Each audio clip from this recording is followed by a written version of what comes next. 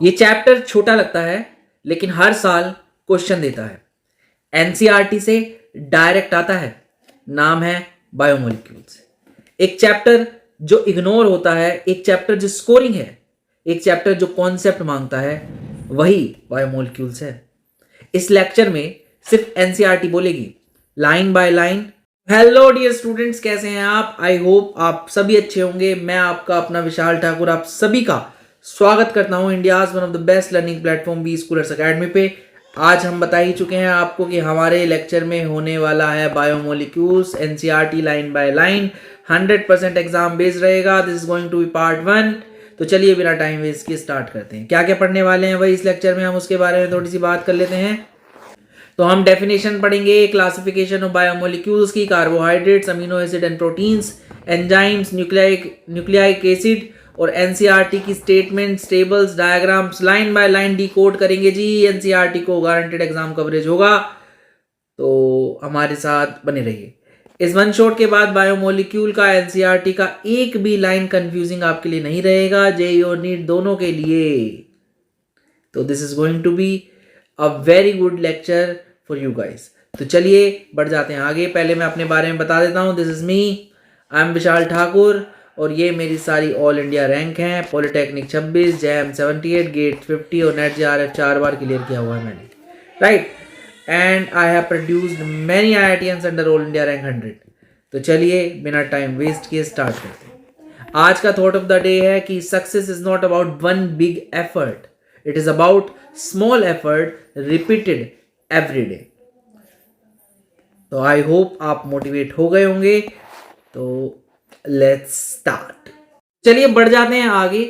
तो कार्बोहाइड्रेट की अगर मैं बात करूं तो कार्बोहाइड्रेट जो है वो प्लांट से प्रोड्यूस होते हैं भाई। आपके जो कार्बोहाइड्रेट हैं वो प्लांट से प्रोड्यूस होंगे, और वो बहुत लार्ज ग्रुप में हैं ऑर्गेनिक कंपाउंड के, right. They form a very large group of naturally occurring organic compound. Some common example अगर मैं कार्बोहाइड्रेट की बात करूं तो वो है cane sugar, glucose and starch. इनका जनरल फॉर्मूला अगर जो होता है वो होता है CxH2OY, और इसी की वजह से इनको हाइड्रेट्स ऑफ कार्बन भी बोला जाता है। आई होप आप सभी को क्लियर हो गया। मैं दोबारा से रिपीट करता हूं, कार्बोहाइड्रेट जो है वो प्राइमरीली प्लांट से प्रोड्यूस होते हैं, very large group of naturally occurring organic compound होते हैं, राइट। जनरल पर मैं कुछ कार्बोहाइड्रेट्स का नाम लूँ तो वो क्या है, केन शुगर, ग्लूकोज और स्टार्च। ये कॉमन कार्बोहाइड्रेट है जो आप सुनते हो रोजमर्रा की जिंदगी में। मोस्ट ऑफ देम, इनका जनरली जो जनरल फॉर्मूला था वो क्या था, CxH2OY, और इसी की वजह से इनको हाइड्रेट्स ऑफ कार्बन भी बोला गया। तो कार्बन X है और H2OY। आई होप आप सभी को क्लियर हो गया होगा। पर जो भी इस फॉर्मूला में फिट होते हैं जरूरी नहीं कि वो कार्बोहाइड्रेट ही हो। जैसे कि आपका ग्लूकोज इस फॉर्मूला में फिट होता है, वो एक कार्बोहाइड्रेट है, ओके। फ्रक्टोज इस फॉर्मूला में फिट होता है, वो एक कार्बोहाइड्रेट है, ओके। बट एसिटिक एसिड इस फॉर्मूला में फिट होता है, पर वो कार्बोहाइड्रेट नहीं है, ठीक है। और आपका रेमनोज इस फॉर्मूला में फिट नहीं होता, पर वो कार्बोहाइड्रेट है। आई होप आप सभी को क्लियर हो गया होगा। यानी कि हम हाइड्रेट्स ऑफ कार्बन नहीं बोल सकते कार्बोहाइड्रेट को, पहले जो बोला जाता था अब वो नहीं बोलते। तो फिर है क्या कार्बोहाइड्रेट? अगर मैं उनकी बात करूं तो कार्बोहाइड्रेट बेसिकली है क्या? तो कार्बोहाइड्रेट है the high carbohydrate may be defined as optically active polyhydroxy aldehyde और कीटोन। यानी कि उनमें अल्डिहाइड ग्रुप हो सकता है, कीटोन हो सकता है, बहुत सारे OH ग्रुप होंगे पॉलीहाइड्रोक्सी, और वो ऑप्टिकली एक्टिव होगा। तो कार्बोहाइड्रेट क्या है? The carbohydrate may be defined as the optically active polyhydroxy aldehyde and ketone or the compound which produce such unit on hydrolysis. और ऐसे कंपाउंड जो इस तरह की यूनिट को क्या करते हैं, प्रोड्यूस करते हैं, उनको मैं क्या बोलूंगा, कार्बोहाइड्रेट बोलूंगा। तो carbohydrate may be defined as the optically active polyhydroxy aldehyde and ketone or such compound which produces such unit on hydrolysis. I hope आप सभी को क्लियर हो गया होगा। अब बात करते हैं उनकी कुछ प्रॉपर्टीज की। जनरली ये स्वीट इन टेस्ट होते हैं, इसलिए इनको शुगर कहा जाता है। और मोस्ट कॉमन शुगर जो हम देखते हैं वो क्या है, हमारी सुक्रोज है। आई होप आप सभी को क्लियर हो गया होगा। तो चलिए बढ़ जाते हैं आगे और कार्बोहाइड्रेट को हम डिटेल में समझने की कोशिश करते हैं।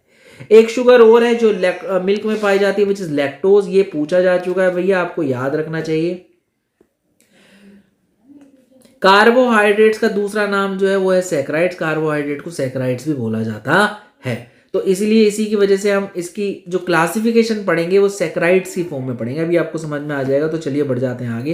कार्बोहाइड्रेट्स के बारे में हम पढ़ रहे हैं। तो सबसे पहले समझते हैं इनको क्लासीफाई कैसे किया जाता है, किस तरीके से मैं इनको ईजिली समझ सकता हूँ। तो कार्बोहाइड्रेट के क्लासिफिकेशन की बात कर रहा हूँ, क्लासिफिकेशन ऑफ कार्बोहाइड्रेट। अब कार्बोहाइड्रेट को मैं किस बेसिस पे क्लासिफाई करूं? On the basis of their behaviour on hydrolysis. यानी कि जब मैं इस कार्बोहाइड्रेट को हाइड्रोलाइज्ड करूंगा तो कुछ यूनिट्स मिलेंगी, राइट। उस हाइड्रोलिसिस कितनी यूनिट वो मिल रही हैं उसके बेसिस पे मैं क्या कर रहा हूं, इन कार्बोहाइड्रेट को अभी क्या कर रहा हूं, क्लासिफाई कर रहा हूं। तो सबसे पहले मैं बात कर रहा हूं किसकी? मोनोसैकराइड्स की। मोनोसैकराइड्स मतलब जो हाइड्रोलाइज्ड होते ही नहीं। सैकराइड मैंने कहा था ना, सैकराइड जो है वो क्या है? कार्बोहाइड्रेट। और मोनो मतलब एक, तो एक सैकराइड्स है मतलब, राइट। एक सैकराइड्स मतलब एक कार्बोहाइड्रेट और उसको हाइड्रोलाइज करूंगा तो कोई और फर्दर यूनिट नहीं मिलेगी। A carbohydrate that can not be hydrolysed further to give simpler unit of polyhydroxyaldehyde और ketone is called a monosaccharide। I hope आप सभी को क्लियर हो गया होगा। जो फर्दर हाइड्रोलाइज्ड नहीं हो सकते उनको क्या बोलूंगा? Monosaccharide. About 20 monosaccharides are known. कम से कम 20 ऐसे हमें पता है जो आगे फर्दर हाइड्रोलाइज्ड नहीं होते। एग्जाम्पल क्या है? ग्लूकोज आपका है, फ्रक्टोज आपका है, राइबोज आपका है। तो आपको ध्यान रखने ये नाम जो एनसीईआरटी में दे रखे हैं एटलीस्ट वो तो आपको याद होने ही चाहिए। तो ग्लूकोज, फ्रक्टोज, राइबोज ये क्या है? आपके मोनोसैकराइड्स। बढ़ जाते हैं अगले ओलिगोसैकराइड्स पे। ओलिगोसैकराइड्स क्या होंगे? जो हाइड्रोलाइज्ड होते होंगे। और हाइड्रोलाइज्ड होने के बाद कितनी यूनिट दे सकते हैं? 2 से लेके 10 तक। 2 से लेके 10 तक मोनोसैकराइड दे देंगे। मोनोसैकराइड तो सिंगल यूनिट है ना। तो अगर कोई कार्बोहाइड्रेट ऐसा है जो हाइड्रोलाइज्ड होके 2 से 10 तक की यूनिट दे सकता है उनको क्या कहूंगा मैं? ओलिगोसैकराइड, राइट। अगर 2 दे रहा है तो उसको बोलूंगा डाइसैकराइड। अगर 3 दे रहा है तो उसको बोलूंगा ट्राइसैकराइड्स। अगर 4 दे रहा है तो उसको बोलूंगा टेट्रा।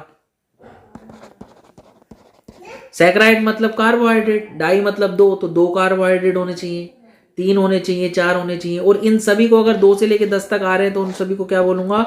ओलिगोसैकराइड्स। आई होप आप सभी को क्लियर हो गया होगा। तो चलिए बढ़ जाते हैं आगे। तो carbohydrate that yields 2 to 10 monosaccharide unit on hydrolysis are called oligosaccharides, right. They are further classified as disaccharide, trisaccharide, tetrasaccharide, जिसके बारे में हमने भी बात की। Depending upon the number of monosaccharide units they provide on hydrolysis, right. Among these the most common are disaccharide. Disaccharides के बारे में आप बार बार पढ़ोगे डाइसैकराइड्स के बारे में। डाइसैकराइड्स इंपॉर्टेंट है भाई। डाइसैकराइड्स कितने यूनिट होंगे उसमें मोनोसैकराइड की? 2। आई होप आप सभी को क्लियर होगा। तो डाई मतलब डाई से नाम क्लियर है ना, 2 आएंगे। हाइड्रोलाइज करूंगा तो 2 मोनोसैकराइड देगा वो। आई होप आप सभी को क्लियर हो गया होगा। The 2 monosaccharide unit obtained on hydrolysis of disaccharide may be same और डिफरेंट। दोनों सेम भी हो सकती हैं और दोनों डिफरेंट भी हो सकती हैं। मतलब डाइसैकराइड्स है, क्या बोल रहा हूं जी, डाइसैकराइड्स है, उसको मैंने हाइड्रोलाइज किया तो 2 मिलेंगी यूनिट। 2 यूनिट हो सकता है दोनों ही ग्लूकोज हो, 2 हो सकता है एक ग्लूकोज एक फ्रक्टोज हो, और हो सकता है दोनों ही, एक फ्रक्टोज एक कोई और हो, जैसे माल्टोज हो, सॉरी एक फ्रक्टोज और एक राइबोज हो। इस तरीके से भी हो सकता है। सो ये क्या होंगे आपके? सेम भी हो सकते हैं और डिफरेंट भी हो सकते हैं। चलिए बढ़ जाते हैं आगे, राइट। फॉर एग्जाम्पल के तौर पे 1 molecule of sucrose on hydrolysis give 1 molecule of glucose and 1 molecule of fructose। यानी कि सुक्रोज को जब मैं हाइड्रोलाइज करता हूं, इसके बारे में हम डिटेल में पढ़ेंगे थोड़ी देर बाद, सुक्रोज के बारे में स्पेशली। सुक्रोज को जब मैं हाइड्रोलाइज करता हूं तो वो आपको ग्लूकोज और फ्रक्टोज दोनों देता है। राइट। वेयर एज माल्टोज, जबकि माल्टोज क्या देता है आपको, सिर्फ और सिर्फ ग्लूकोज देता है। माल्टोज का हाइड्रोलिसिस ओनली ग्लूकोज देता है, और सुक्रोज का हाइड्रोलिसिस आपको क्या देता है, ग्लूकोज एंड फ्रक्टोज देता है। यानी माल्टोज भी आपका डाइसैकेराइड्स है और सुक्रोज भी आपका डाइसैकेराइड्स है, पर यूनिट इसमें दोनों में क्या मिलेगी, इसमें ग्लूकोज ग्लूकोज मिलेगी और इसमें ग्लूकोज और फ्रक्टोज मिलेगी। आई होप आप सभी को क्लियर हो गया होगा। ये कब मिलेगी यूनिट, जब आप हाइड्रोलाइज्ड कर रहे होगे। बढ़ जाते हैं आगे। Next is your polysaccharides. Polysaccharide नाम से ही क्लियर है, 10 से ज्यादा जो यूनिट देगा हाइड्रोलाइज होने के बाद उसको क्या कहूंगा, पॉलीसैकेराइड्स बोलूंगा। Carbohydrate which yield large number of monosaccharide unit on hydrolysis are called polysaccharide. एक लिमिट तो डिसाइड करनी पड़ेगी ना, तो 10 से ऊपर वाले जितने भी होंगे, क्योंकि 2 से 10 तक तो किस में आ गए, ओलिगो में, एक किस में आ गया, मोनो में, और 10 से ऊपर वाले कितने होंगे, वो होंगे पोली में। आई होप आप सभी को क्लियर हो गया होगा। तो carbohydrate which yield large number of monosaccharide unit on hydrolysis are called polysaccharides, right. अब आ जाते हैं आगे, इनके एग्जाम्पल क्या है, जो एग्जाम्पल बहुत इंपॉर्टेंट है वो है स्टार्च, सेलुलोज, ग्लाइकोजन, गम्स। तो आप स्टार्च ग्लूकोज, स्टार्च के बारे में पढ़ोगे, ग्लूकोज सॉरी सेलुलोज के बारे में पढ़ोगे, और आप ग्लाइकोजन के बारे में पढ़ोगे इस चैप्टर में डिटेल में। आई होप आप सभी को क्लियर हो गया होगा। तो चलिए बढ़ जाते हैं आगे। Polysaccharides are not sweet in taste, ये स्वीट इन टेस्ट नहीं होते, hence they are also called non sugar. इनको क्या कहा जाता है, नॉन शुगर कहा जाता है।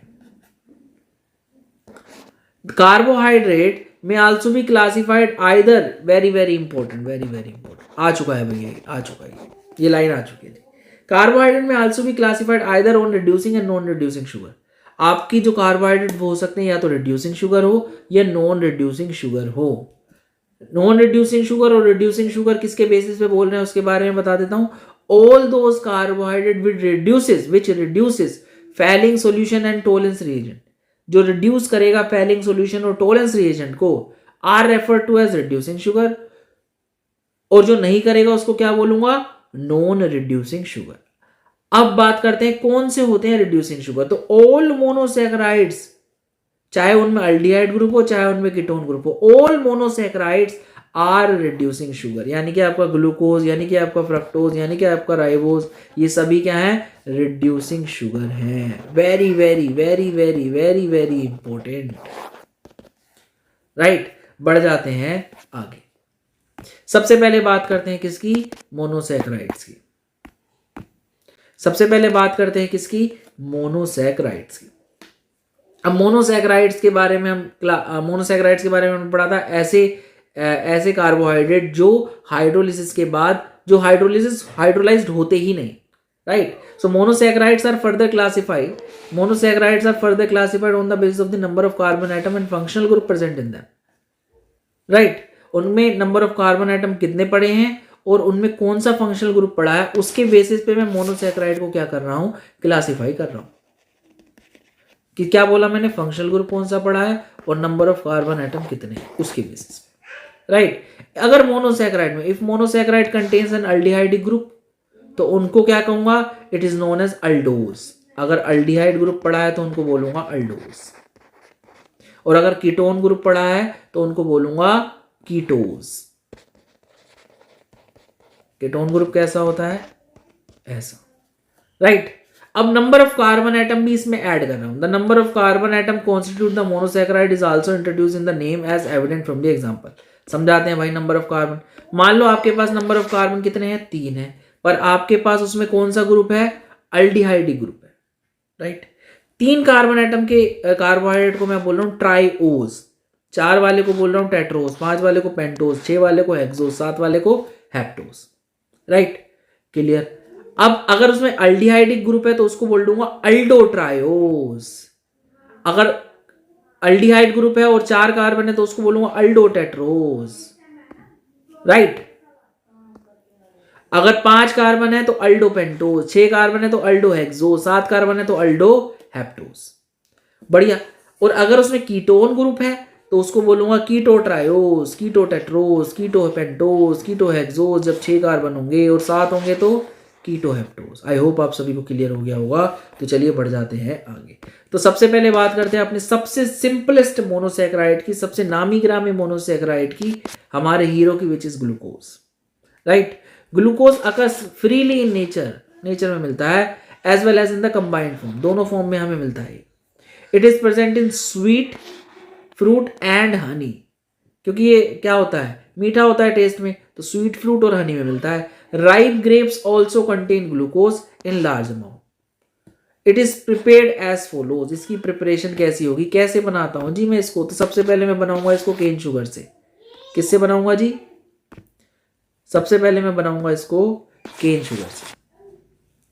राइट, अगर मैं केन शुगर का हाइड्रोलिसिस कर दूं तो मुझे मिल जाएगा ग्लूकोज एंड फ्रक्टोज। तो क्या क्या मिलता है इसमें? मिलता है अल्फा डी ग्लूकोज और बीटा डी फ्रक्टोज। ये याद रखना है जी, अभी हम डिटेल में इसके बारे में पढ़ेंगे। Alpha D glucose and beta D fructose मिलता है केन शुगर के हाइड्रोलिसिस से। आई होप आप सभी को क्लियर हो गया होगा। और थोड़ा डिटेलिंग देख लेते हैं। If solution is boiled, boil करूंगा जी भाई मैं सुक्रोज के सॉल्यूशन को, केन शुगर के सॉल्यूशन, केन शुगर को ही सुक्रोज कहते हैं।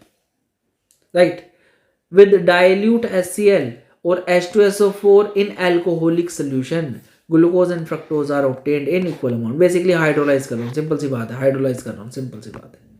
जब स्ट्रक्चर देखोगे आप तो बेसिकली कुछ ऐसा सा बॉन्ड होगा, उसको तोड़ देंगे, खत्म, हाइड्रोलिसिस से। तो आपको क्या मिल जाएगा? Alpha D glucose and beta D fructose मिल जाएगा। Alpha D glucose and beta D fructose मिल जाएगा, या कहूँ तो ग्लूकोज और फ्रक्टोज एज मोनोसैकेराइड यूनिट आपको मिल जाएगी।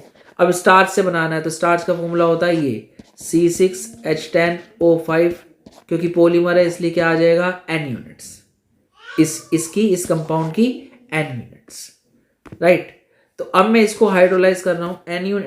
N बॉन्ड तोड़ने पड़ेंगे क्योंकि काफी सारे मोनोसैकेराइड्स हैं, तो N वाटर मॉलिक्यूल लग गया। एसिडिक मीडियम ले लिया, 393 केल्विन टेम्परेचर ले लिया और 2 से 3 एटीएम प्रेशर ले लिया। आपको क्या मिलेगा? सिर्फ और सिर्फ ग्लूकोज। सिंगल यूनिट मिल रही है जी, इसमें सारी यूनिट सेम है।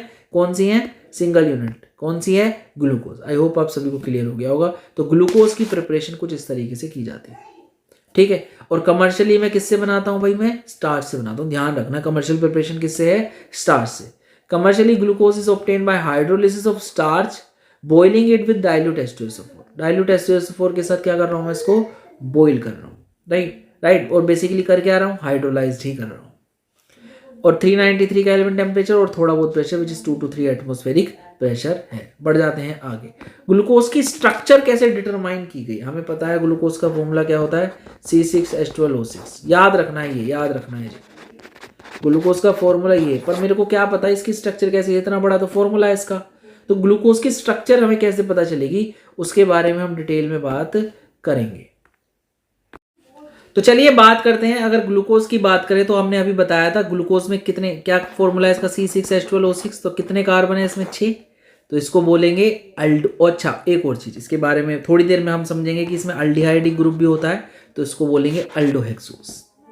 राइट, अच्छा, ये डेक्सट्रोज भी बोला जाता है इसको, क्योंकि ये डेक्स्ट्रो रोटेटरी होता है। थोड़ी देर बस। Right, it is monomer of many larger carbohydrate. बहुत कार्बोहाइड्रेट का मोनोमर है। जैसे कि हमने अभी स्टार्च का देखा था, स्टार्च को जब हम हाइड्रोलाइज करे तो सिर्फ और सिर्फ ग्लूकोज मिल रहा था, तो स्टार्च का मोनोमर है, सेल्यूलोज का मोनोमर है। राइट, और most abundant organic compound on earth. अभी मैं इसलिए पढ़ रहा हूं भाई क्योंकि इसमें लाइन से उठ के आ सकता है ना ये सवाल कि which of the following among the given is correct about the glucose, which of the following is correct. इस तरीके से सवाल बन सकता है, इस तरीके से सवाल फ्रेम हो सकता है। तो आप एक एक लाइन जरूर पढ़े एनसीईआरटी के। NCERT is very very important, चाहे जेई हो चाहे नीट हो, हर किसी के लिए। जेई में क्या होता है? मल्टीपल वो आता है, मल्टीपल चॉइस क्वेश्चन आता है। मल्टीपल चॉइस क्वेश्चन में more than one correct answer आता है, वन और मोर करेक्ट। तो उसमें क्या हो सकता है? एक से ज्यादा स्टेटमेंट दे देगा, वो 4 स्टेटमेंट देगा, 4 में से 2 या 2-3 सही हो सकती हैं।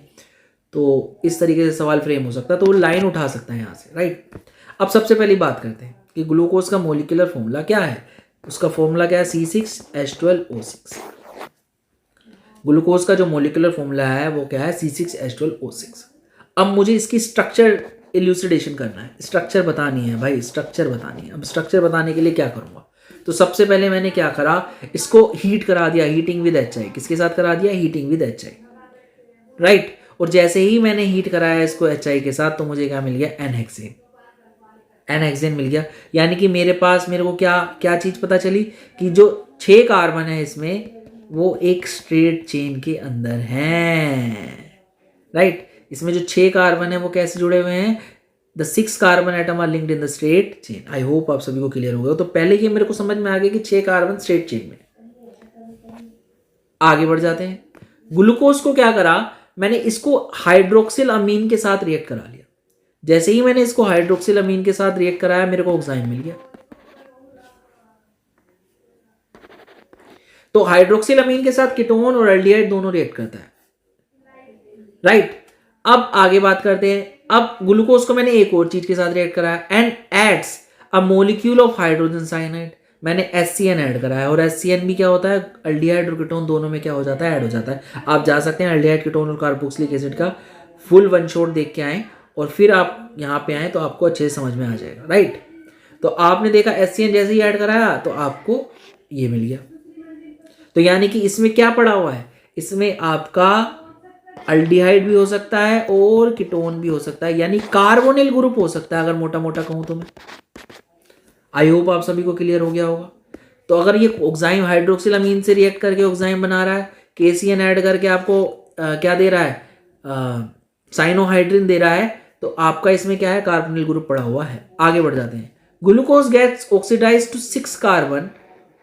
ग्लूकोज को मैं अब रिएक्ट करा रहा हूं, ग्लूकोज को मैं ब्रोमीन वाटर से रिएक्ट करा रहा हूं, और ब्रोमीन वाटर जो है वो माइल्ड ऑक्सीडाइजिंग एजेंट है। और हमें ये बात पता है जो अल्डिहाइड है वो तो ऑक्सीडाइज हो जाता है, कीटोन का ऑक्सीडेशन स्टेट ऑक्सीडेशन नहीं होता। माइल्ड ऑक्सीडाइजिंग एजेंट से कीटोन का ऑक्सीडेशन नहीं होता। तो जब मैं ब्रोमीन वाटर डालता हूं तो ये ग्लूकोनिक एसिड में कन्वर्ट हो जाता है, यानी CHO में कन्वर्ट हो रहा होगा। यानी ये कैसा है, कीटोन तो होता नहीं, अल्डिहाइड हो जाता है। यानी कि इसमें कौन सा ग्रुप पड़ा होगा, इसमें अल्डिहाइडिक ग्रुप पड़ा होगा। और मैंने क्या बताया था, C6H12O6 है, 6 कार्बन है, तो और अल्डिहाइडिक ग्रुप है, तो क्या बोलूंगा इसको, अल्डोहेक्सोज। आई होप आप सभी को क्लियर हो गया होगा। तो इसको क्या बोलूंगा, अल्डोहेक्सोज बोलूंगा, ठीक है। तो glucose gets oxidise to 6 carbon, किसमें, कार्बोक्सिलिक एसिड में। CHO किसमें कन्वर्ट हो जाएगा मेरा, COOH में, अगर CHO पड़ा हुआ है तो, राइट। तो on reaction with mild oxidising agent like bromine water, this indicates that carbonyl group present as aldehydic group. यानी कि कार्बोनिल जो ऊपर हमें पता चल रहा था वो किसमें प्रेजेंट है, अल्डिहाइडिक ग्रुप में प्रेजेंट है। तो पहले जब मैंने HI के साथ हीट कराया तो मुझे 6 कार्बन की चेन मिली, पहली चीज। दूसरा मैंने क्या कराया, मैंने हाइड्रोक्सिल अमीन से और HCN से ट्रीट कराया, तो ऐड हो गया, यानी कार्बोनिल ग्रुप प्रेजेंट है मेरा। और मैंने क्या कराया, जैसे ही ब्रोमीन वाटर से रिएक्ट कराया तो आपका जो CHO ग्रुप है वो क्या हो गया, COOH ग्रुप में कन्वर्ट हो गया, ऑक्सीडाइज हो गया। आई होप आप सभी को क्लियर हो गया होगा। तो आपका ग्लूकोनिक एसिड का फॉर्मेशन बताता है कि ये जो कार्बोनिल ग्रुप पड़ा हुआ है ये मेरा अल्डिहाइडिक की फॉर्म में पड़ा हुआ है। बढ़ जाते हैं आगे। Next is acetylation. मैं एसिटिक एनहाइड्राइड के साथ इस ग्लूकोज को रिएक्ट करा, सिंपल। और जैसे ही मैंने ग्लूकोज को रिएक्ट कराया तो मुझे पेंटा एसिटेट मिला। Acetylation of glucose with acetic anhydride gives glucose penta acetate, यानी कि 5 जगह पे जाके चिपक गया, ये 5 जगह पे रिएक्ट करा ये, राइट। तो पेंटा एसिटेट बना रहा है which confirm the presence of 5 OH group. कितने OH ग्रुप होंगे इसमें, 5 OH ग्रुप, राइट। क्यों, क्योंकि जो OH है वो ही आपका एसिटिक एनहाइड्राइड यानी कि CH3COO के साथ रिएक्ट करके आपको O क्या दे देगा, C double bond O CH3 दे देगा। कैसे दे देगा भाई, हमने ये पढ़ी थी रिएक्शन, हमने बहुत जगह पढ़ी है ये रिएक्शन। हमने अब ये वाली चीज आपकी निकल जाएगी और बाकी सारा क्या कर जाएगा, आपका जुड़ जाएगा। This will act as a living group. I hope आप सभी को क्लियर हो गया होगा। तो बढ़ जाते हैं आगे, ठीक है। तो पेंटा एसिटेट बनेगा आपका, penta acetate which confirm the presence of penta acetate which confirms the presence of 5 OH group, right. बढ़ जाते हैं आगे, पॉइंट नंबर 6। अब मैं इसका ऑक्सीडेशन करा रहा हूं। On oxidation with nitric acid glucose as well as gluconic acid both yield a dicarboxylic acid. Glucose as well as gluconic, मैंने ग्लूकोनिक एसिड बनाया था ना ग्लूकोज से, कैसे, ब्रोमीन वाटर से। इसको अगर मैं ऑक्सीडाइज कर दूं ब्रोमीन वाटर से तो आपको ग्लूकोनिक एसिड मिल जाएगा। तो ग्लूकोज और ग्लूकोनिक एसिड दोनों को ही अगर मैं ऑक्सीडाइज करूं, ग्लूकोज और ग्लूकोनिक एसिड दोनों को ही मैं ऑक्सीडाइज करूं, किससे करा रहा हूं, नाइट्रिक एसिड से, तो आपको सैकरिक एसिड मिल जाएगा। नाइट्रिक एसिड एक स्ट्रॉन्ग ऑक्सीडाइजिंग एजेंट है। फिर से पढ़ लेते हैं। On oxidation with nitric acid glucose as well as gluconic acid both yield a dicarboxylic acid, जिसको क्या कहते हैं, नाम क्या है, saccharic acid. This indicate the presence of primary alcoholic group in glucose, primary alcoholic group in glucose. अब मैं इसको थोड़ा सा आपको डिटेल में स्ट्रक्चर से समझाता हूं। मान लो कि मेरे को स्ट्रक्चर पता है, ऑल्दो पता नहीं है बट मान लो पता है, फिर आपको थोड़ा अच्छे से समझ में आएगा।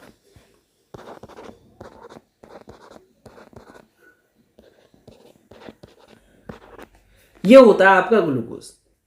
अब समझते हैं, सबसे पहले मैंने इसको HI के साथ ट्रीट कराया, उनने दिया ये, तो क्या 6 कार्बन आपके एक चेन में है, 1 2 3 4 5 6, जी हाँ 6 कार्बन आपके एक चेन में है, यानी कि ये वाली चीज सही थी, HI के साथ हीट कराया था। दूसरा मैंने क्या कराया भाई, दूसरा मैंने कराया NH2OH या KCN से ट्रीट कराया और CHO में जाके ऐड हो गया। तो क्या इसमें कार्बोनिल ग्रुप है, जी हाँ CHO जो है उसमें कार्बोनिल ग्रुप है, ये ग्रुप है आपका, राइट। तीसरा मैंने क्या कराया भाई, मैंने इसका ब्रोमीन वाटर से ऑक्सीडेशन कराने की कोशिश की। तो अगर कीटोन ग्रुप होता तो ऑक्सीडेशन नहीं होता, यानी रिएक्शन शो नहीं करता, बट कीटोन ग्रुप नहीं है, एल्डिहाइडिक ग्रुप है, इसलिए किसमें कन्वर्ट हो गया आपका, ये अल्डिहाइड जो है ये आपका ये वाला, ये अल्डिहाइड जो है आपका ये वाला किसमें कन्वर्ट हो गया, COH ग्रुप में कन्वर्ट हो गया। बाकी नीचे का पोर्शन कैसा रहा, सही, राइट। यानी कि इसमें जो ग्रुप पड़ा है कार्बोनिल ग्रुप वो कैसा है, अल्डिहाइडिक ग्रुप है। आगे बढ़े भाई, हमने क्या करा, इसमें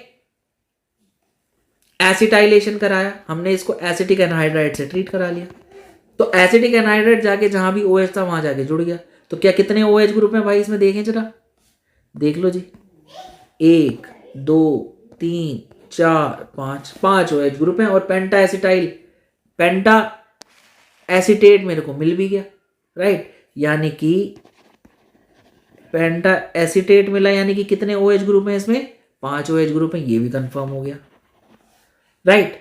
आगे बढ़ गए भाई, हमने इसको नाइट्रिक एसिड से ऑक्सीडाइज करा लिया। तो हम देख रहे हैं भाई कौन कौन सा OH जो है वो प्राइमरी है। तो हमने जैसे ही इसको HNO3 से ट्रीट कराया तो एक तो ऊपर वाला COOH ऑक्सीडाइज हो गया, क्योंकि ऑक्सीडाइजिंग एजेंट तो है HNO3, और एक जो नीचे प्राइमरी OH था वो भी ऑक्सीडाइज हो गया, किसमें, COOH में।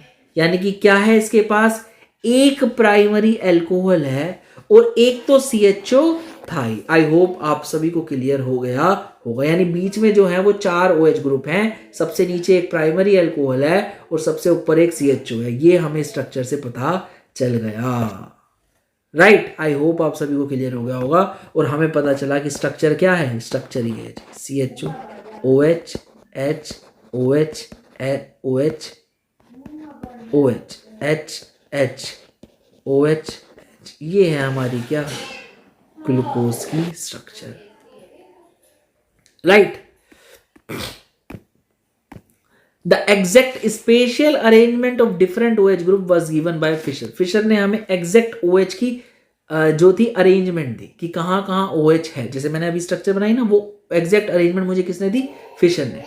After studying many other properties, बहुत सारी और प्रॉपर्टीज की स्टडी करने के बाद उसने इस नतीजे पर पहुंचा कि जो एग्जैक्ट स्ट्रक्चर है वो ये है, राइट। यानी कि अगर मैं सिंपल, मुझे नहीं पता होता काफी सारी प्रॉपर्टीज, तो मैं सिंपल ऐसे भी बना सकता था,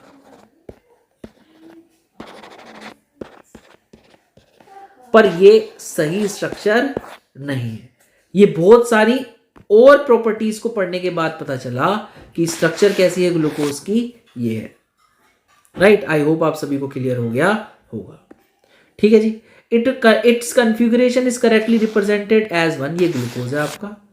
सो ग्लूकोनिक एसिड क्या हो जाएगा आपका, ग्लूकोनिक एसिड में CHO में कन्वर्ट हो गया था सिर्फ एक, तो ये वाला क्या होगा आपका ग्लूकोनिक एसिड। और सैकरिक एसिड की स्ट्रक्चर कैसी होगी आपकी, ये होगी। देखो बीच वालों की कोई भी चेंज, बीच वालों के जो OH की रिप्रेजेंटेशन है वो चेंज हुई ही नहीं।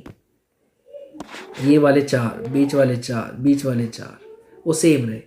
आपका ये ग्लूकोज है, ये ग्लूकोनिक एसिड है, और ये क्या है आपका सैकरिक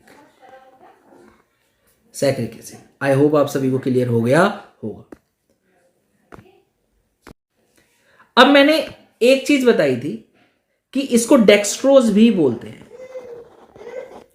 ऐसा इस वजह से जो कि ग्लूकोज जो होता है वो डेक्स्ट्रो रोटेटरी इन नेचर होता है। अच्छा, इसको समझते हैं। अब जो ग्लूकोज का करेक्ट नाम है, उसको बोलते हैं D+ ग्लूकोज। क्या बोलते हैं जी, D+ ग्लूकोज। सिर्फ ग्लूकोज नहीं बोलते। ऐसा क्यों बोलते हैं, जो D है वो उसकी कॉन्फ़िगरेशन बता रहा है,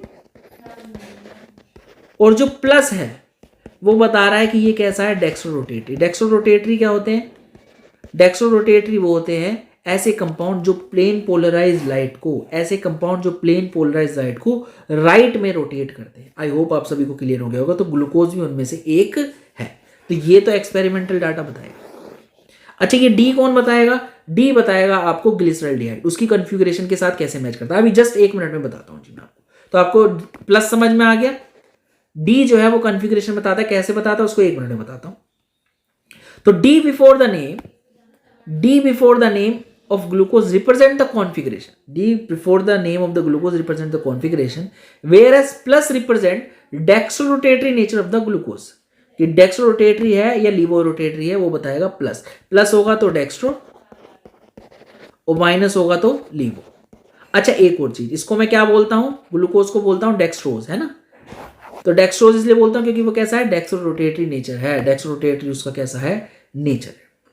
बढ़ जाते हैं आगे। It should be remembered that D and L have no relation with optical activity of the compound. Very very important.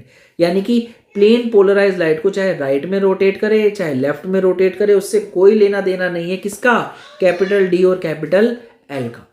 ये बस मैच कराता है, ये बस कन्फिगरेशन बताता है। तो ये कौन सी कन्फिगरेशन बता रहा है भाई, हमको क्या भला बता रहा है, हमको समझ नहीं आ रहा। ये बता रहा है कि एक ग्लिसरॉल्डिहाइड है, ग्लिसरॉल्डिहाइड में जो OH है वो राइट हैंड साइड पे है तो उसको D बोलता हूं, और ग्लिसरॉल्डिहाइड में OH जो है लेफ्ट हैंड साइड पे है तो उसको L बोलता हूं। ग्लिसरॉल्डिहाइड क्या होता है, CHO OH H और OH, ये ग्लिसरॉल्डिहाइड। दोबारा से बता देता हूं आपका ग्लिसरॉल्डिहाइड कैसा दिखता है, CHO OH H और ये CH2OH, ये आ गया ग्लिसरॉल्डिहाइड। ये OH आपका राइट हैंड साइड में आ रहा है इसलिए ये कैसा होगा, D। अगर लेफ्ट हैंड साइड में आएगा तो कैसा होगा, L। लेफ्ट हैंड साइड में कैसा होगा भाई, OH H CHO OH। अगर ग्लूकोज का जो OH है लास्ट वाला वो राइट हैंड साइड पे है तो वो कैसा होगा, D ग्लूकोज। और अगर लेफ्ट हैंड साइड पे होगा तो वो कैसा होगा, L ग्लूकोज। आई होप आप सभी को क्लियर हो गया होगा, right. So D and L have no relation with the optical activity of the compound. D और L का कोई लेना देना ही नहीं है ऑप्टिकल एक्टिविटी से। D और L जो है वो ग्लिसरॉल्डिहाइड से कॉन्फ़िगरेशन मैच हो रहा है वो बताएंगे। अगर D है यानी राइट हैंड साइड में उसका OH होगा, अगर L है तो उसका लेफ्ट हैंड साइड में OH होगा। अच्छा, एक और होते हैं कैपिटल D, एक होता है कैपिटल L, और एक होता है स्मॉल d, एक होता है स्मॉल l। स्मॉल d और स्मॉल l आपकी ऑप्टिकल एक्टिविटी को बताएगा। स्मॉल d मतलब डेक्स्ट्रोरोटेटरी, l मतलब लीवोरोटेटरी। और ये जो है ये क्या कर रहा है, ये रेफरेंस से है, किसके रेफरेंस से, ग्लिसरॉल्डिहाइड के रेफरेंस से, वो बताएगा आपको। आई होप आप सभी को क्लियर हो गया होगा। तो बढ़ जाते हैं आगे। They are not related to letter D and L, यानी D और L, कैपिटल D और L का, स्मॉल d और L, इन दोनों का आपस में कोई लेना देना नहीं है। बढ़ जाते हैं आगे भाई।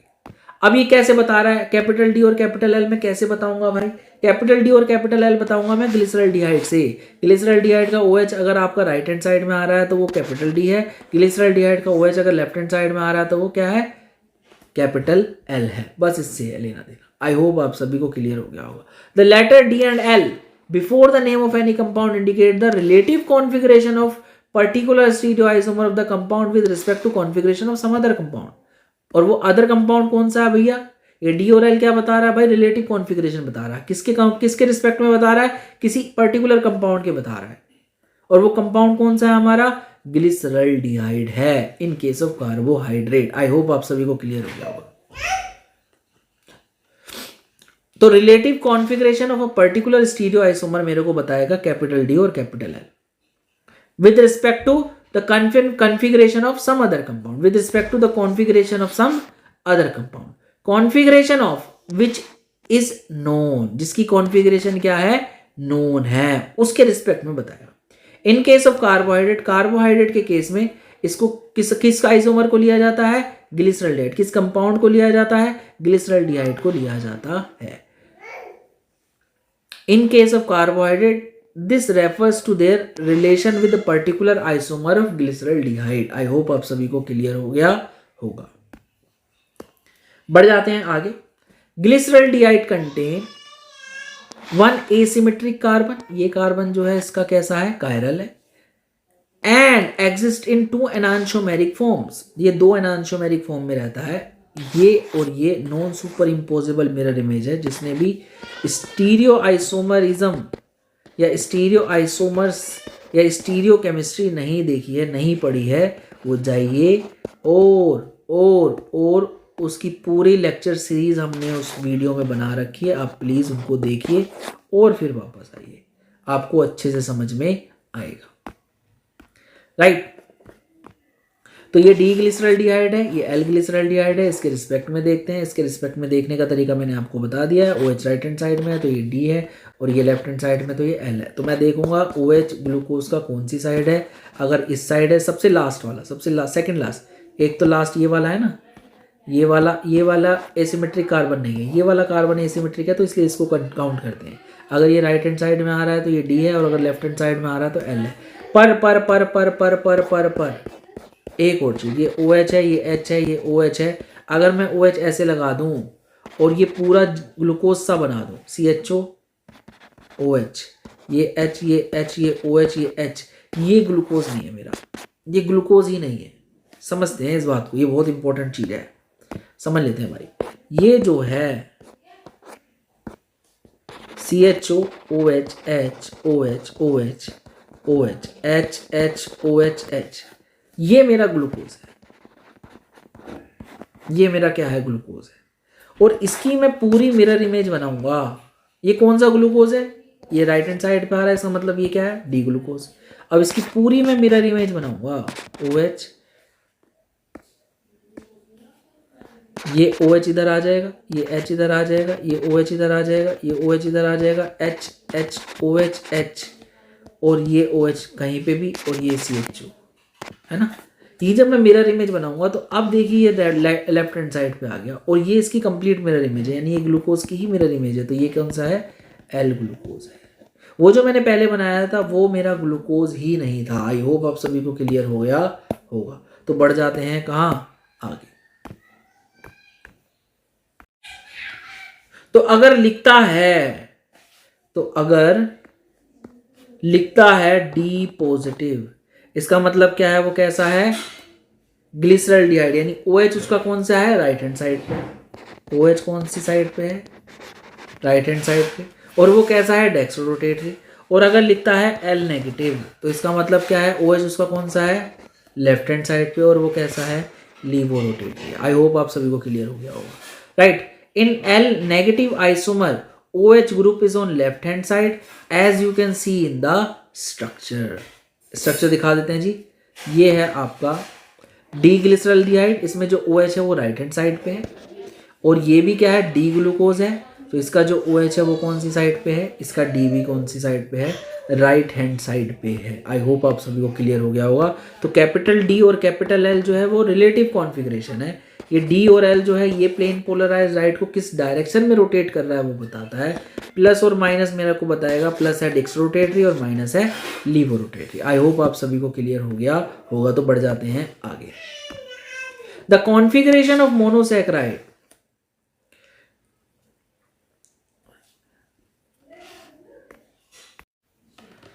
तो आप ये पढ़ लेना, सेम ही बात बताई गई है, कोई ज़्यादा डिफरेंस इसमें बताया नहीं गया है। और ये थोड़ा कॉम्प्लिकेट किया गया है, उससे बेटर है जो मैंने बताया आप उसको ध्यान में रखें। आई होप आप सभी को क्लियर हो गया होगा। तो चलिए बढ़ जाते हैं आगे। चलिए आगे बढ़ जाते हैं और बात करते हैं साइक्लिक स्ट्रक्चर ऑफ ग्लूकोज की। जो ग्लूकोज की स्ट्रक्चर हमने देखी थी वो थी कुछ ऐसी सी, OH H OH OH OH H H OH H NCH। ये ओपन चेन स्ट्रक्चर है ग्लूकोज की, ये ओपन चेन स्ट्रक्चर है ग्लूकोज की। और ग्लूकोज इस स्ट्रक्चर से बहुत सारी प्रॉपर्टीज को एक्सप्लेन करता है, पर सारी प्रॉपर्टीज को ग्लूकोज से एक्सप्लेन नहीं कर पाता। मतलब प्रॉपर्टीज हैं जो आपकी ओपन चेन स्ट्रक्चर जो है एक्सप्लेन नहीं कर पाती ग्लूकोज की। तो हमें ये बाद में पता चला कि जो ग्लूकोज है वो साइक्लिक स्ट्रक्चर में भी एग्जिस्ट करता है। तो कौन कौन सी प्रॉपर्टीज हैं ऐसी जो ग्लूकोज एक्सप्लेन नहीं कर पा रहा था, उसके बारे में हम पहले बात कर लेते हैं, राइट। जो स्ट्रक्चर 1 हमने पढ़ी थी, वही जो ओपन चेन स्ट्रक्चर थी of glucose, explain most of its property, बहुत सारी प्रॉपर्टीज एक्सप्लेन करता है। बट द फॉलोइंग रिएक्शन, कुछ रिएक्शन है and facts could not be explained by this structure, कुछ चीजें हैं जो ग्लूकोज एक्सप्लेन नहीं कर पाता। कौन कौन सी है भैया? पहला है भाई, चिफ टेस्ट नहीं देता।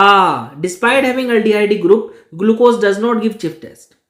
ग्लूकोज चिफ टेस्ट नहीं दे पाता, चाहे उस पर एल्डिहाइड ग्रुप भी है तो भी नहीं दे रहा, राइट। यानी कि जो एल्डिहाइड ग्रुप है वो फ्री नहीं है। दूसरी चीज, and it does not form the hydrogen sulphide addition product with NaHSO3। थोड़ा सा फिर से याद कर लेते हैं, जब एल्डिहाइड था उसमें मैं NaHSO3 डालता था तो वो ये वाला प्रोडक्ट देता था।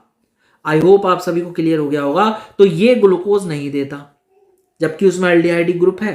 दूसरा, वो चिफ टेस्ट भी नहीं देता, ये चिफ रिएजेंट है, ये वाला जो रिएजेंट है आपका, ये चिफ रिएजेंट है।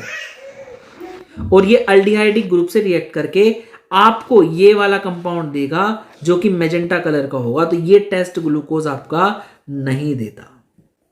दूसरा, और क्या नहीं देता भाई?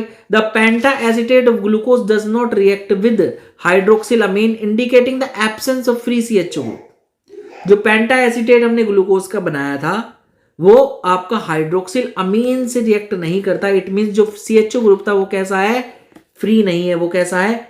एब्सेंट है। फ्री CHO ग्रुप एब्सेंट है। थर्ड जो इंपॉर्टेंट है वो क्या है? The glucose is found to exist in 2 different crystalline form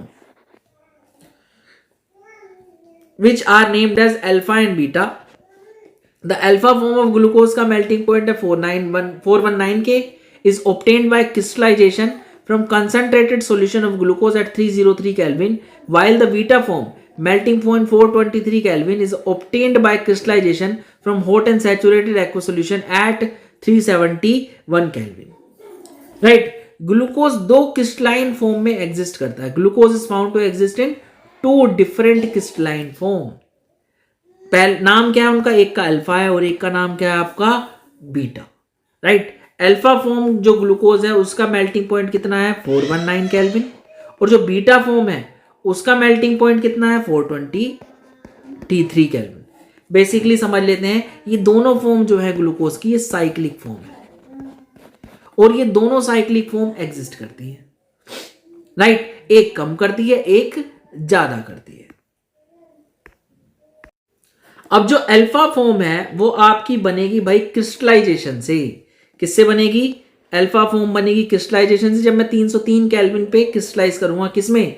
concentrated solution of glucose को क्रिस्टलाइज करूंगा, राइट। और बीटा फॉर्म भी क्रिस्टलाइजेशन से बनेगी from hot and saturated aqueous solution पे से एट 371 केल्विन। तो टेम्परेचर अलग है क्रिस्टलाइजेशन का। आई होप आप सभी को क्लियर हो गया होगा। तो ये सभी बिहेवियर कौन कौन सा? एक चिफ टेस्ट का ना देना है ना, शिफ्ट टेस्ट का ना देना, सोडियम बाइसल्फाइड का एडिशन ना देना। तीसरा, पेंटा एसिटेट ऑफ ग्लूकोज में आपका हाइड्रोक्सिल अमीन का ऐड ना होना, और अल्फा और बीटा 2 फॉर्म का एग्जिस्ट करना क्रिस्टलाइजेशन जब मैं करता हूं अलग अलग टेम्परेचर पे। तो ये सभी जो है आपकी ग्लूकोज की ओपन चेन स्ट्रक्चर एक्सप्लेन नहीं कर पा रही थी। तो बाद में ये सोचा गया कि हो सकता है, ये प्रपोज किया गया कि हो सकता है जो ये ग्लूकोज है आपका OH H OH OH और ये OH और ये CHO H OH H H, ये जो OH ग्रुप है आपका यहां वाला, ये इससे इस पे CHO पे अटैक करके एक साइक्लिक स्ट्रक्चर बना रहा होगा। ये जो ग्लूकोज है ये एक साइक्लिक स्ट्रक्चर बना रहा होगा। आई होप आप सभी को क्लियर हो गया होगा। तो साइक्लिक स्ट्रक्चर को प्रपोज किया गया जिससे ये जो CHO है ये आपका फ्री नहीं रहेगा और ये जो तीनों प्रॉपर्टीज हैं, ये जो तीनों बिहेवियर हैं जो ग्लूकोज शो कर रहा था वो भी उससे क्या हो जाएंगे, एक्सप्लेन हो जाएंगे। अब कौन सा वाला OH कर रहा है, ये पहला कार्बन, ये दूसरा, ये तीसरा, ये चौथा और ये पांचवा कार्बन का जो OH है C5, OH at C5 is involved in ring formation। I hope आप सभी को क्लियर हो गया होगा। अभी बताऊंगा कैसे बनाएगा। This explain the absence of free CHO group and existence of glucose in two form. कौन सी फॉर्म, अल्फा एंड बीटा। अब अल्फा और बीटा को कैसे एक्सप्लेन कर रहा है, CHO फ्री नहीं है, हमें समझ आ गया। पहली और दूसरी चीज क्या हो गई, एक्सप्लेन हो गई कि हाइड्रोक्सिलामीन ऐड नहीं होगा, चिप टेस्ट नहीं देगा, एडिशन प्रोडक्ट नहीं देगा सोडियम बाइसल्फाइड के साथ। बट अल्फा और बीटा फॉर्म कैसे आएगी, जब ये इस पे अटैक करेगा तो ये किस में कन्वर्ट हो जाएगा आपका, ये कन्वर्ट हो जाएगा आपका OH और H में, राइट। और ये यहां से O रिंग बना लेगा। तो जब ये OH या तो इधर आ जाए या फिर इधर आ जाए, वो क्या बताएगा कि कौन सा अल्फा है कौन सा बीटा। अभी बताया था मैं, अभी बताया था, एक्सप्लेन करता हूं। चलिए बढ़ जाते हैं आगे।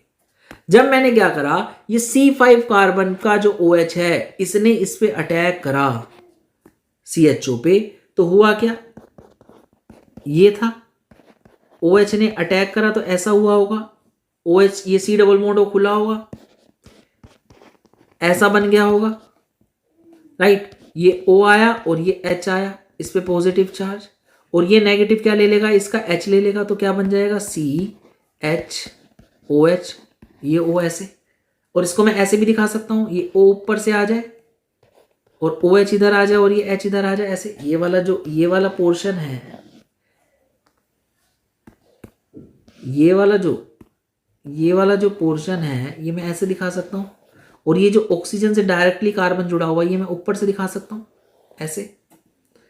तो ये OH और H में कन्वर्ट हो जाएगा। अब ये OH किस साइड आएगा, लेफ्ट हैंड साइड आएगा कि राइट हैंड साइड, तो दो पॉसिबिलिटी आ गई, यानी एक अल्फा होगा और एक बीटा। कौन सा अल्फा कौन सा बीटा उसके बारे में अभी हम बात करेंगे, राइट। बढ़ जाते हैं आगे। तो ये OH ने इस पे क्या करा, अटैक करा, तो ये इसमें कन्वर्ट हो गया, और ये जो O था, OH वाले का O था, ये इससे जुड़ गया पहले कार्बन से। अब ये जो HOH है, ये OH राइट हैंड साइड भी आ सकता है और ये OH किस में साइड आ सकता है, लेफ्ट हैंड साइड भी आ सकता है। अगर राइट हैंड साइड आ रहा है तो उसको बोलूंगा अल्फा फॉर्म, अगर लेफ्ट हैंड साइड आ रहा है तो उसको बोलूंगा बीटा फॉर्म। रही बात ये D आएगा या L, क्योंकि ये OH कौन सी, नीचे वाला OH मेरा किस साइड था, राइट हैंड साइड था, तो ग्लिसरॉल डिहाइड से रिस्पेक्ट में ये जो OH है D, ये जो OH है, ये जो OH है, ये जो OH है, ग्लिसरॉल डिहाइड के रिस्पेक्ट में कौन सी साइड है, राइट हैंड साइड है, तो इसलिए ये कौन सा था मेरा, ये डी ग्लूकोज था। अच्छा ये डेक्सो रोटेटरी है तो ये कौन सा आ जाएगा, प्लस आ जाएगा, तो इसको डी ग्लूकोज से बनाया है। अगर राइट हैंड साइड पे नया OH आ रहा है तो ये अल्फा और नहीं तो ये बीटा। आई होप आप सभी को क्लियर हो गया होगा। तो इन्हीं को नाम दिया गया अल्फा फॉर्म और बीटा फॉर्म ऑफ ग्लूकोज, और इनको क्रिस्टलाइज करके भी बनाया जा सकता है ग्लूकोज से। बढ़ जाते हैं आगे। The two cyclic hemiacetal form of glucose differ only in the configuration of the hydroxyl group at C1 called anomeric carbon.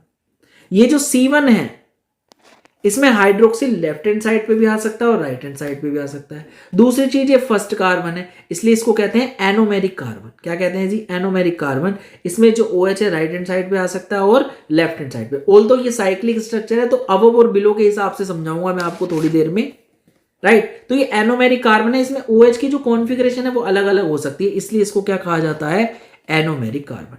और उसी की कॉन्फिगरेशन के बेसिस पे मैंने अल्फा और बीटा नाम दिया। यानी two cyclic hemiacetal form of glucose differ only in the configuration of hydroxyl group, यानी सिर्फ इसमें ही चेंज है, देख लीजिए, बाकी नीचे पूरा कैसा है, ये सेम है, राइट। आई होप आप सभी को क्लियर हो गया होगा। बढ़ जाते हैं आगे, तो हमने डायस्टीरियोमर्स, स्टीरियोआइसोमेरिज्म में हमने पढ़ा था एनांशियोमर, डायस्टीरियोमर्स, मीजो कंपाउंड। तो उसमें एक और चीज पढ़ लेते हैं हम, क्या, एनोमर्स। एनोमर्स क्या होते हैं भाई? ऐसे डायस्टीरियोमर्स, क्या कह रहा हूं मैं, ऐसे डायस्टीरियोमर्स जिनकी कॉन्फ़िगरेशन सिर्फ एक कार्बन पे डिफरेंट हो, और वो कौन सा कार्बन हो, वो फर्स्ट कार्बन हो, उनको मैं क्या बोलूंगा, एनोमर्स बोलूंगा। तो diastereomers which have different configuration at first carbon are called anomers. Diastereomers which have different configuration at any carbon, only at one carbon, are called epimers. Diastereomers are not mirror image to each other. I hope आप सभी को clear हो गया होगा। नहीं समझ में आया तो जाइए स्टीरियो आइसोमेरिज्म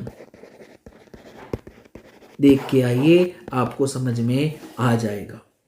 चलिए बढ़ जाते हैं आगे। तो एनोमर्स क्या होते हैं? ऐसे डायस्टीरियोमर जिनकी कॉन्फ़िगरेशन पहले कार्बन पे क्या हो, अलग हो। जैसे कि इन दोनों के केस में है, इसमें अल्फा पहला कार्बन क्या है, दोनों का अलग है, बाकी पूरा क्या है, सेम है। So these two are anomers, right. I hope आप सभी को क्लियर हो गया होगा। बढ़ जाते हैं आगे। The 6 membered cyclic structure of glucose is also called pyranose structure in analogy with pyran. Pyran is cyclic organic compound with 1 oxygen atom and 5 carbon atom in the ring. The cyclic structure of glucose is more correctly represented by Haworth structure as given below. अगर इस cyclic structure को मैं